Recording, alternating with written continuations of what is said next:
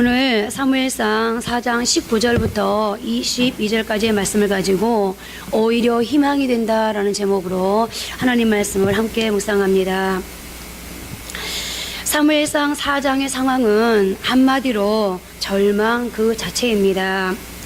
특히 엘리 제사장 집안의 몰락은 이루 말할 수 없는 고통과 참담함의 극치로서 이 상황을 간단하게 요약해보면 이렇습니다. 블레셋이 쳐들어와 전투가 벌어졌는데 불행히도 그 전투에서 이스라엘 군사 4,000명가량이 목숨을 잃고 패배하게 됩니다. 망연자실한 지도자들이 모여 그 원인을 분석했는데 하나님의 임재의 상징인 언약궤를 가지고 가지 않아서 패했다는 결론에 이르게 되었고, 다시 언약궤를 동원하면 전쟁에 이길 수 있다는 생각에 다시 2차 전쟁을 벌였습니다. 그러나 결과는 더 큰 패배였습니다. 군사 3만 명이 목숨을 잃고 전쟁에 패하는 절망적인 일을 경험하게 된 것입니다. 더군다나 그렇게 믿었던 언약궤마저 빼앗겼습니다. 상상할 수 없는 일이 벌어졌고 그 과정에서 홈리와 비느하스가 목숨을 잃었습니다. 그리고 두 아들이 죽었다는 소식을 들은 아버지 엘리 제사장은 충격을 받아 목숨을 잃었습니다. 이런 절망적인 상황 가운데서 태어난 아기에게 이가봇이라는 이름이 주어졌는데 우리말로 하면 하나님의 영광이 떠났다라는 뜻입니다. 하나님을 믿는 사람들에게 이보다 더 큰 저주가 어디 있겠습니까? 그리고 성경은 그때의 그 상황을 이렇게 전하고 있습니다. 이르기를 영광이 이스라엘에서 떠났다 하고 아이 이름을 이가봇이라 하였으니 하나님의 궤가 빼앗겼고 그의 시아버지와 남편이 죽었기 때문이며, 또 이르기를 하나님의 궤를 빼앗겼으므로 영광이 이스라엘에서 떠났다 하였더라. 그들은 이가봇이라는 말로 슬픔을 표현하고 있는 것인데요. 그러나 이 구절을 자세히 들여다보면 그들은 하나님의 영광이 떠났기 때문에 슬퍼하고 있는 것이 아니라 궤를 빼앗기고 전쟁에 패한 것에 슬퍼하고 있다는 것을 발견하게 됩니다. 그리고 이러한 이스라엘 백성들의 잘못된 생각이 결정적인 패배의 원인이었음을 알 수 있습니다. 능력의 상징인 언약궤를 동원하면 전쟁에서 이길 수 있다. 그들은 하나님께 관계적으로 다가간 게 아니라 기능적으로 다가가고 있었다는 것입니다. 다시 말씀드리면 그들은 하나님의 임재의 상징인 언약궤를 무슨 부적처럼 생각하는 마음의 태도를 가지고 있었다는 것입니다. 신앙생활하는 우리 역시 이렇게 마음이 실려있지 않은 어떤 신앙의 행위, 다시 말하면 마음을 다하여 하나님 한 분 자체에 집중하지 않고 하나님이 아닌 다른 어떤 것으로 만족하고 있지는 않은지 돌아보아야 할 부분이기도 한데요. 어찌되었건 이스라엘은 잘못된 신앙의 태도와 결정으로 인해 전쟁에서 패배하게 되었고 그 결과 비참한 절망을 맛보게 되었습니다. 그런데 더 중요한 건 지금부터입니다. 자신들의 잘못으로 언약궤를 빼앗겼음에도 이스라엘은 언약궤가 아무런 도움도 되지 않는 무기력한 도구에 불과하다고 생각하면서 블레셋이라는 나라는 하나님보다 더 강한 능력을 소유한 존재이고 하나님보다 더 큰 존재라는 잘못된 인식 속에 절망하고 있었다는 것입니다. 그런데 그때 놀라운 일이 벌어지기 시작합니다. 블레셋보다 약하고 무능력하다고 생각하고 있는 그 하나님이 이스라엘에서 떠나보낸 그 하나님의 영광이 그들의 적국인 블레셋에서 나타나기 시작한 것입니다. 사무엘상 5장 3절 4절입니다. 아스돗 사람들이 이튿날 일찍 일어나 본즉 다곤이 여호와의 궤 앞에서 엎드러져 그 얼굴이 땅에 닿았는지라. 그들이 다곤을 일으켜 다시 그 자리에 세웠더니 그 이튿날 아침에 그들이 일찍 일어나 본즉 다곤이 여호와의 궤 앞에서 또다시 엎드러져 얼굴이 땅에 닿았고 그 머리와 두 손목은 끊어져 문지방에 있고 다곤의 몸뚱이만 남았더라. 다곤은 블레셋 사람들이 믿는 신입니다. 하나님께서 블레셋 사람들이 섬긴 다곤을 무너뜨렸습니다. 그리고 계속되는 6절을 보면 독한 종기의 재앙으로 블레셋 사람들을 치시는 것을 보게 됩니다. 뿐만 아니라 여호와의 궤를 들여다봤다는 이유만으로 죽임을 당하기도 합니다. 무슨 말입니까? 하나님의 영광이 자기들을 떠났다고 이스라엘이 절망하고 있는 그때 놀랍게도 하나님의 영광이 적국인 블레셋에 임하고 있음을 보게 된 것입니다. 그리고 하나님은 이러한 일련의 사건들을 통해서 이스라엘 백성들에게 이런 말씀을 하시고 싶었던 것입니다. 나 여호와는 너희들이 두려워하는 블레셋보다 더 크고 강한 하나님이다. 너희들의 생각과 달리 여호와 하나님의 능력은 블레셋보다 더 강력하다라고 말입니다. 한 걸음 더 나아가 하나님께서 전하고 싶으신 메시지는 여호와 하나님이 힘이 없어 이 전쟁에 패한 것이 아니다. 너희들이 나를 마음으로 사랑하지 않고 그저 도구로 이용하려면 했기 때문에, 그리고 임재의 상징인 언약궤를 믿음과 사랑의 도구가 아니라 부적과 같은 도구로 전락시킨 너희들의 그 잘못된 신앙 때문에 그 잘못된 태도가 비참한 결과를 가져오게 된 이유다라는 것을 말씀하고 싶으셨던 것입니다. 그리고 이제 블레셋에 임한 하나님의 영광의 소식을 들은 이스라엘 백성들의 태도가 어떻게 바뀌는지를 보십시오. 사무엘상 7장 2절입니다. 궤가 귀한 여름에 들어간 날부터 20년 동안 오래 있은지라 이스라엘 온 족속이 여호와를 사모하니라. 사무엘상이 시작되고 참 오랜만에 나오는 표현입니다. 궤가 기럇 여아림에 들어간 날부터 20년 동안 오래 있으니라. 이 말은 무슨 말이죠? 20년 동안 이스라엘 백성들은 하나님을 찾지 않고 하나님을 앙모하면서 사모하지 않았다는 겁니다. 그러나 블레셋에서 역사하신 하나님에 대한 소문을 듣고 그들은 비로소 온 족속이 여호와를 사모하게 되어집니다. 드디어 이스라엘 백성들이 언약궤를 아무짝에도 쓸모없는 상자라고 생각하지 않게 되었습니다. 그리고 여호와 하나님을 귀히 여기며 사모하는 마음을 갖게 되었습니다. 이스라엘의 태도가 변한 것입니다. 그리고 그런 이스라엘을 향해 사무엘이 이제 이렇게 조언하고 있습니다. 사무엘이 이스라엘 온 족속에게 말하여 이르되 만일 너희가 전심으로 여호와께 돌아오려거든 이방 신들과 아스타롯을 너희 중에서 제거하고 너희 마음을 여호와께로 향하여 그만을 섬기라. 그리하면 너희를 블레셋 사람의 손에서 건져내시리라.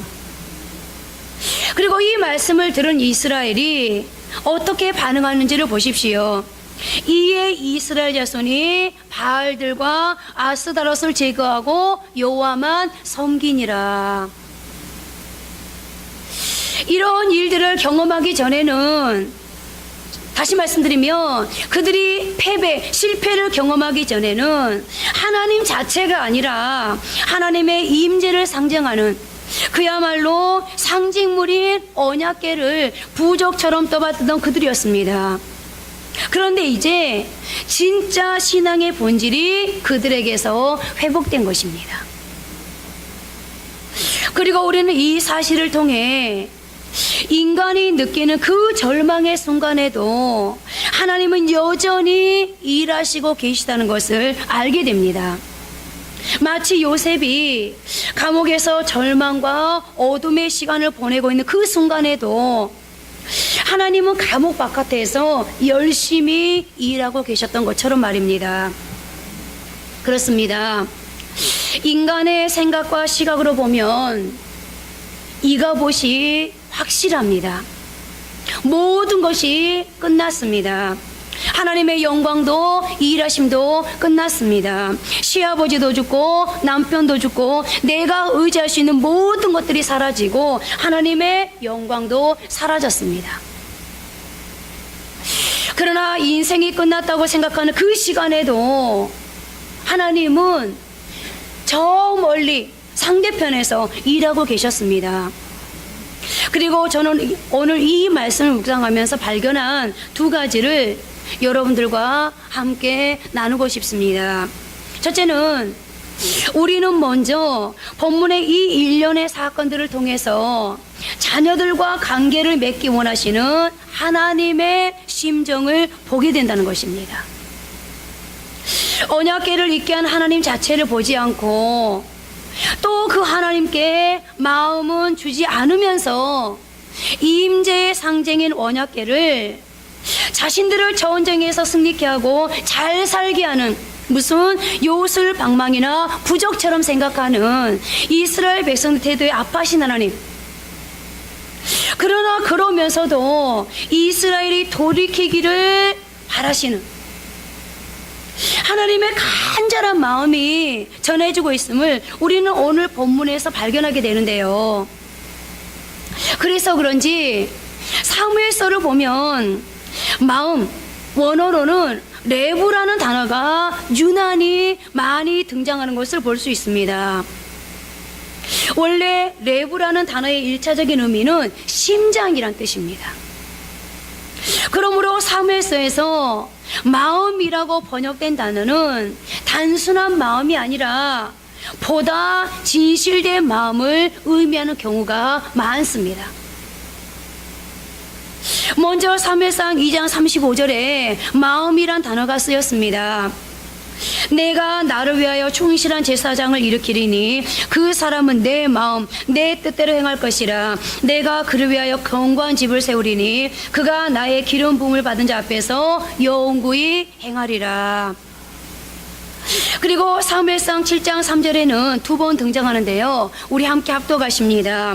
사무엘이 이스라엘 온 족속에게 말하 이르되 만일 너희가 전심으로 여호와께 돌아오려거든 이방 신들과 아스타롯을 너희 중에서 제거하고 너희 마음을 여호와께 향하여 그만을 섬기라. 그리하면 너희를 블레셋 사람의 손에서 건져내시리라. 이 구절에서 전심으로 라고 표현된 것이 바로 마음, 곧 레부인데요.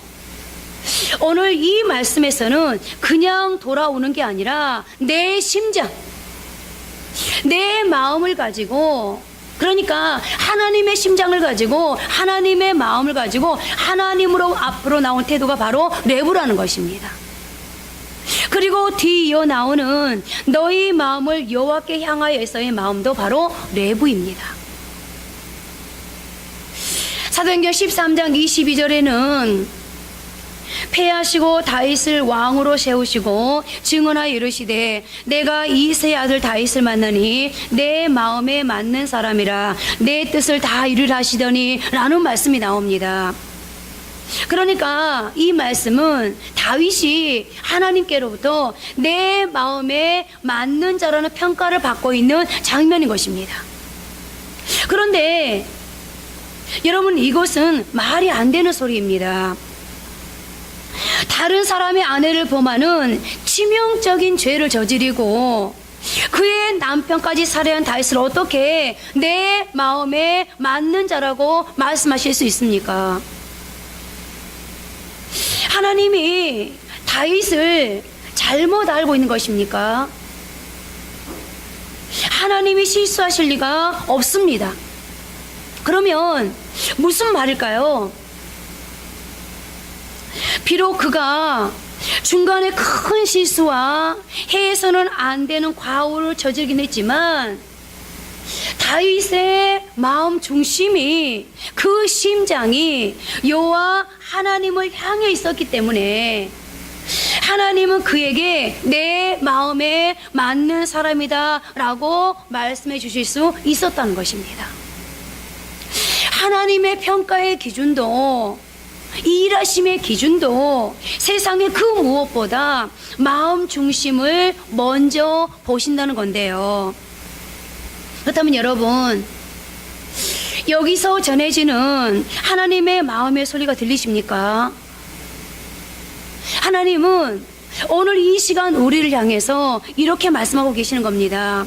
내 마음을 내게 다오, 너의 심장을 내게 다오. 그리고 하나님의 임재의 상징인 언약궤를 요술 방망이로 쓸 게 아니라 그 언약궤를 통해 일하고자 하는 나 여호와에게 집중해다오 라고 하시는 하나님의 음성 말입니다. 그런데 우리는 어떻습니까? 우리는 상황이 급할 때면 기도를 부적처럼 사용합니다. 수능 시험이 다가오면 40일 동안 작정하고 부르짖습니다. 우리는 어찌 그리도 잘하는지, 내가 감당할 수 없는 문제, 이거는 내 힘, 내 실력으로 안 된다는 것을 너무 잘 알고는 평상시에는 기도하지도 않다가 위기 앞에서, 고비 앞에서, 위태로운 상황 앞에서 하나님께 전심으로 매달립니다.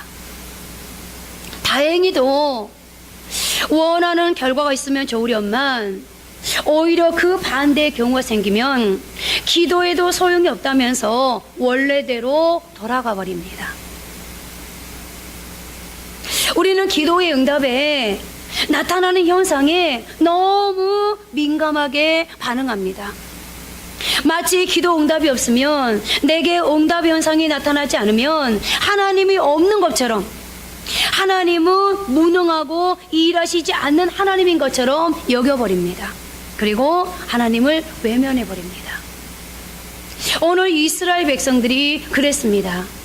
언약궤를 가지고 나가면 우리가 전쟁에서 이길 수 있을 거야 라고 생각했지만 언약궤를 가지고 나갔음에도 불구하고 그들은 실패했습니다. 그러자 그들은 하나님은 우리 가운데서 떠나버렸어, 하나님의 영광은 떠나버렸어, 하나님은 더 이상 우리 가운데 일하시지 않아 라고 말하면서 이가봇을 선포합니다. 그러나 여러분 기억하십니까?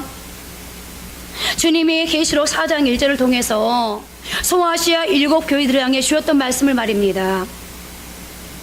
하나님은 이렇게 말씀하고 있습니다. 이 후에 내가 보니 하늘에 열린 문이 있는데 내가 들은 바 처음에 내게 말한 나팔소리 같은 그 음성이 이르되 이리로 올라오라. 이후에 마땅히 일어날 일들을 내가 내게 보이리라 하시더니, 이리로 올라오라. 그리하면 이후에 앞으로 마땅히 일어날 일들을 내가 너에게 보여주겠다.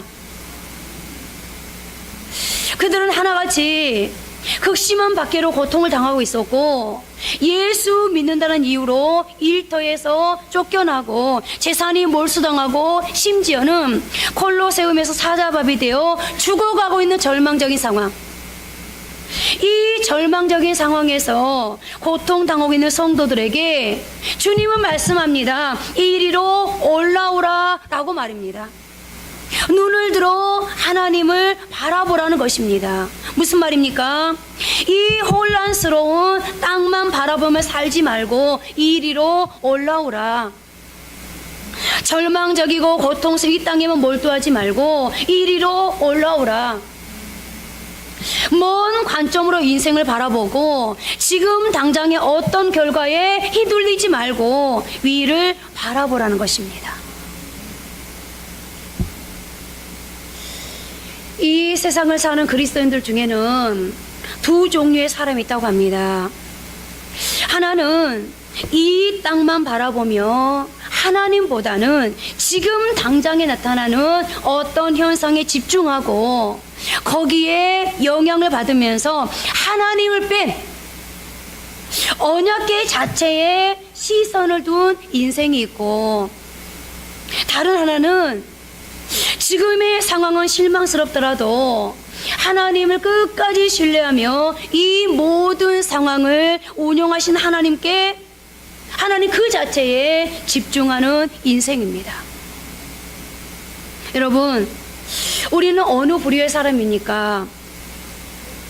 땅만 바라보고 현실에 집중하면서 하나님 그 자체보다는 언약계, 그리고 어떤 응답의 현상에 우리의 신앙의 시선을 고정시키고 있는 사람입니까? 아니면 지금 당장은 내가 원하는 대로 어떤 응답도, 하나님이 일하시고 계시던 어떤 현상도 보이지 않지만 그럼에도 하나님을 기대하며 그 영광을 기다리고 있는 사람입니까? 세상은 참으로 혼란스럽습니다. 고통스럽고 어렵습니다.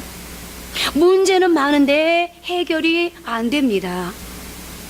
그러나 여러분, 미로 속에 들어가 있으면 아무리 사방을 바라보아도 길을 찾을 수가 없습니다. 그러나 높은 곳에 올라가서 내려다보면 길이 다 보입니다. 왜 그렇게 길을 헤맸는지도 알 수 있습니다.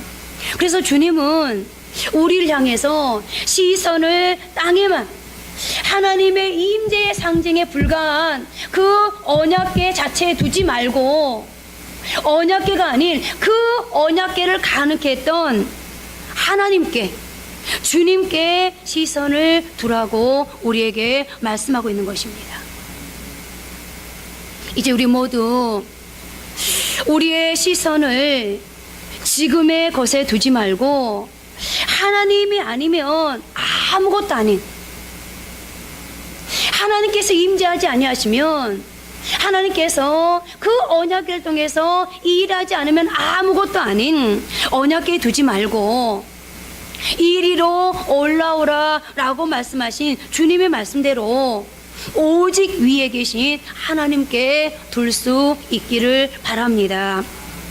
그러므로 주님으로 말미암아 이 시간, 오늘 내가 겪고 있는 조금의 이 시간이 지난 후에 저 하늘의 비밀이 풀리는 그날, 지금의 이 눈물의 뜻을 알고 고통을 이해하며 주님의 마음을 알게 되는 그런 축복이 있으시기를 바랍니다. 두 번째로, 우리가 생각하는 절망적인 상황이 사실은 오히려 희망이 될 수 있다는 것입니다.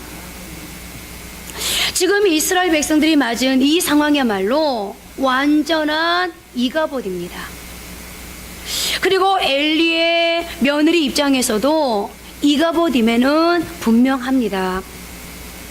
당대의 대표적인 영적인 인물로 능력을 발휘하던 시아버지가 죽었고 남편도 죽었습니다. 며느리의 시각은 옳았습니다. 이스라엘에서 하나님의 영광은 떠났고 절망이 왔습니다. 이제 더 이상 하나님께서 일하지 않습니다. 그러니 적어도 이스라엘 백성들 입장에서, 이 며느리 입장에서 봤을 때 모든 것이 끝났습니다. 어떤 희망도 없습니다. 인간의 시각으로는 제대로 보고 판단한 것입니다.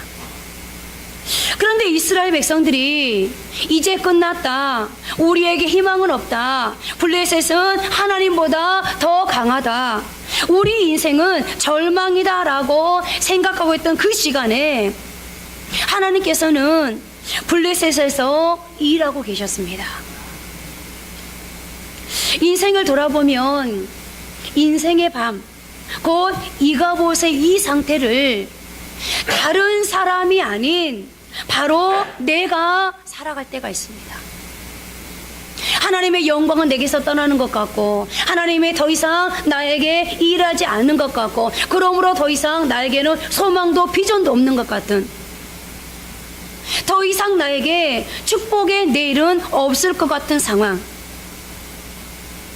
그럴 때 우리는 이런 고백을 합니다.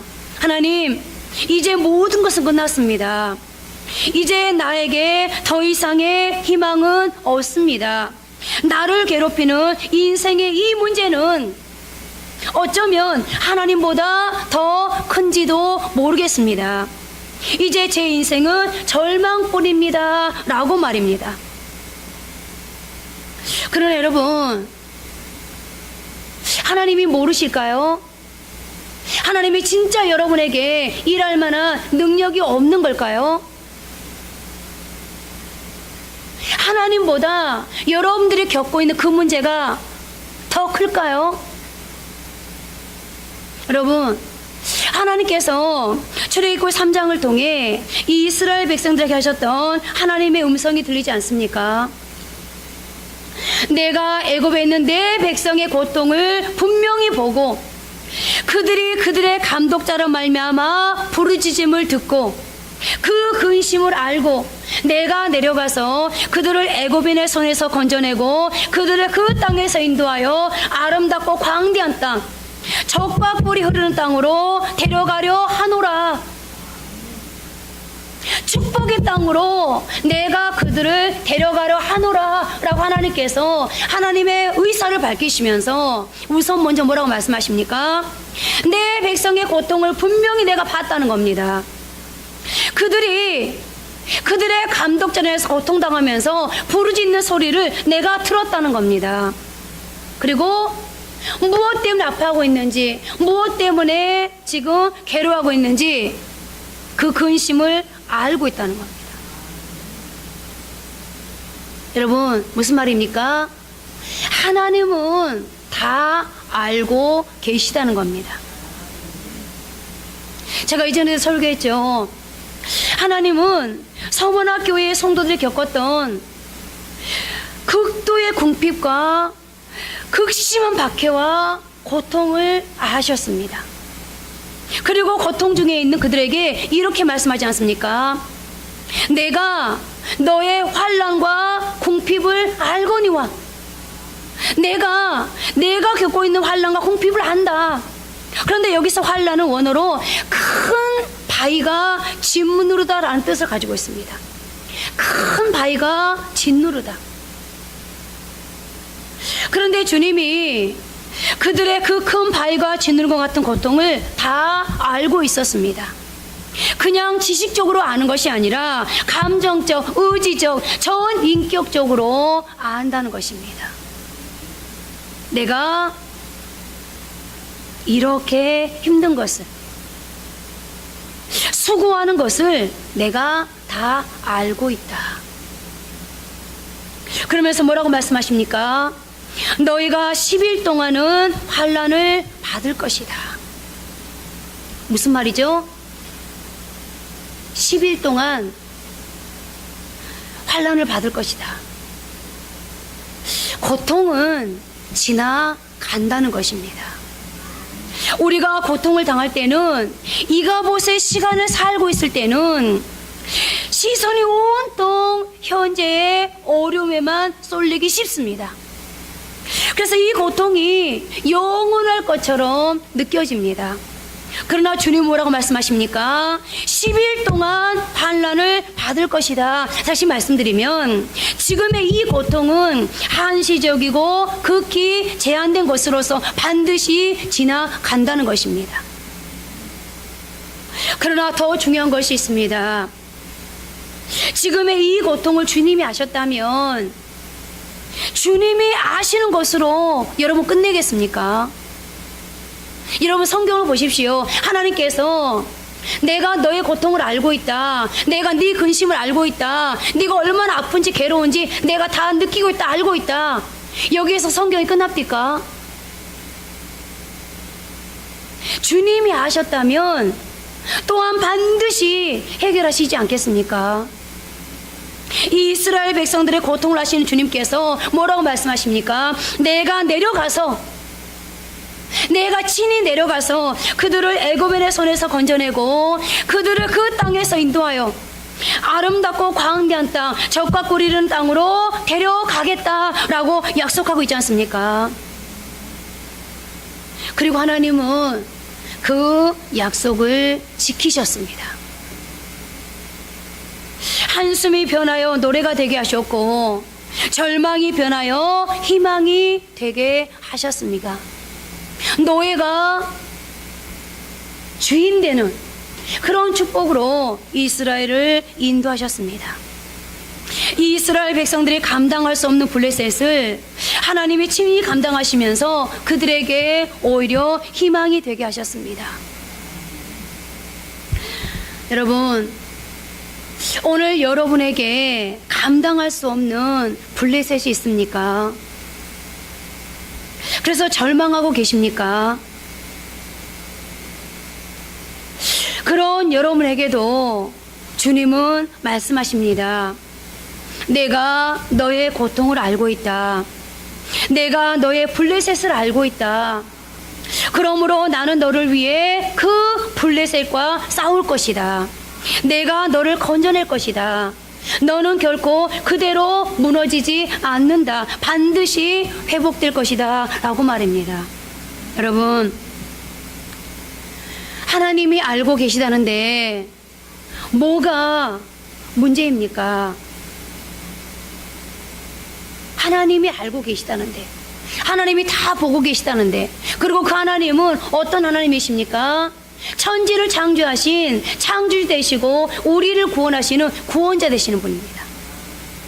이제 여러분, 주님께 다 맡겨드리고 하나님만을 집중하면서 다시 일어설 수 있기를 바랍니다. 이제 말씀을 맺겠습니다. 우리는 이 땅에서 인생을 살아가면서 순간순간 내 인생의 이가봇을 경험할 때가 있습니다. 그 이가봇 때문에 비참한 절망의 바퀴 속에 빠져 있을 때가 있습니다. 그러나 그러면 그럴수록 우리는 오늘 나에게 내 인생의 이가봇을 가져다줬던 그 블레셋을 향해 내 인생의 보호자 되신 하나님께서 지금도 일하고 있음을 확신해야 합니다. 하나님의 자녀인 나를 절대 이대로 망하지 않는다는 확신을 여러분 가져야 합니다. 시편 3편은 하나님의 보호하심을 받으며 산다는 걸 확신하고 사는 사람의 태도가 얼마나 중요한지를 보여주고 있는데요.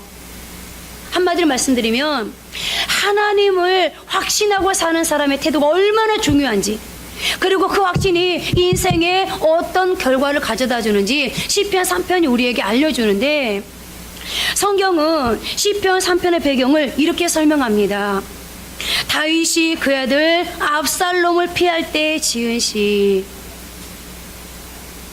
다윗의 아들 압살롬이 왕권의 눈이 어두워 구테타를 일으킨 것입니다. 그러니 다윗의 마음이 얼마나 무너져 내렸겠습니까? 결국 다윗은 목숨을 부지하기 위해 비참하게 도망을 가고 그 과정에서 쓴 시가 시편 3편이고, 오늘 우리는 그 첫 굴리던 바도 다윗의 심경이 느껴집니다. 우리 함께 합독해 볼까요? 여호와여, 나의 대적이 어찌 그리 많은지요. 일어나 나를 치는 자가 많으니이다. 지금 다윗이 느끼는 내적인 감정은 뭐겠습니까? 절망감입니다. 그리고 이런 절망감이 찾아오다 보니 다윗은 주변 사람들이 다 자기를 비웃는 것 같고 자기를 조롱하고 수군거리는 것처럼 느껴졌습니다. 그래서 그는 시편 3편 2절에서 이렇게 고백합니다. 많은 사람이 나를 대적하여 말하기를 그는 하나님께 구원을 받지 못한다 하나이다. 시편 3편은 이렇게 비참하게 시작했습니다. 그런데 마치 시커먼 어둠으로 시작한 새벽이 점점 밝아지다가 어느 순간 동이 확 터오는 것처럼 비참함으로 시작한 시편 3편은 어느 순간 갑자기 확 밝아지면서 6절에 이런 말씀이 나오는데요. 천만인이 나를 애워싸 진진다 하여도 나는 두려워하지 아니하리이다. 초반에 1절, 2절과 완전히 달라진 분위기입니다. 그렇다면 그 과정에 무슨 일이 있었기에 그 절망의 감정으로 시작한, 다시 말씀드리면 이가봇으로 시작한 시편 3편이 천만인이 나를 애워싼다 해도 나는 괜찮습니다라는 확신과 자신감으로 가득 찬 시로 변할 수 있었을까요? 이 6절에 대전환이 가능하도록 한 말씀이 바로 3절과 4절 말씀입니다. 함께 합독하십니다. 여호와여, 주는 나의 방패시요 나의 영광이시요 나의 머리를 드시는 자이시니이다. 내가 나의 몫으로 여호와께 부르짖으니 그의 성산에서 응답하시는도다. 아멘. 여러분, 주는 나의 방패시요 나의 영광이시요 나의 머리를 드시는 자이시니이다. 아멘.